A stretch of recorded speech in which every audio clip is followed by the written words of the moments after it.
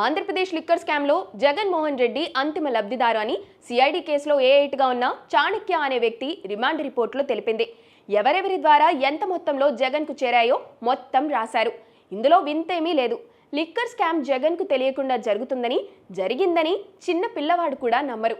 MRO ఆఫీసులో తీసుకునే లంచాల గురించి కూడా తాడేపల్లి ఆఫీసులో తెలుస్తుంది. అందులో కమిషన్లు తీసుకుంటున్నారన్న ఆరోపణలు గతంలోనే ఉన్నాయి.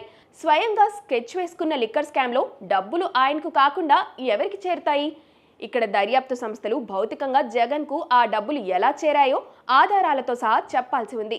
భారతీ సిమెంట్స్లో ప్రతి నెల అనుమానాస్పదంగా జమ అయిన మొత్తం, పెద్దిరెడ్డికి చెందిన కంపెనీల్లో జమ అయిన మొత్తం, వందల కేజీల బంగారం రూపంలో తీసుకున్న లంచాలు అన్నీ స్వాధీనం చేసుకోవాలి. అనుమానాస్పద లావాదేవీల గుట్టు బయటపెట్టి వాటిని సీజ్ చేయాల్సి ఉంది. మనీ ట్రయల్ చూపిస్తే జగన్మోహన్ రెడ్డిపై కేసులు పెట్టి అరెస్టు చేయవచ్చు. లిక్కర్ స్కామ్ చిన్నది కాదు. డబ్బుల దోపిడీ ఇందులో ప్రధాన అంశం కాకపోవచ్చు, కానీ అంతకు మించి ప్రజల రక్తం పీల్చిన అంశం కీలకం. ఓ పాలకుడు ఎంత ఘోరంగా ప్రజల రక్త మాంసాలను పీల్చవచ్చో చూపించిన స్కామ్ ఇది. మద్యం అలవాటు ఉన్న వారిని టికెట్ గ్రాంట్గా తీసుకొని దోచేసుకున్నారు.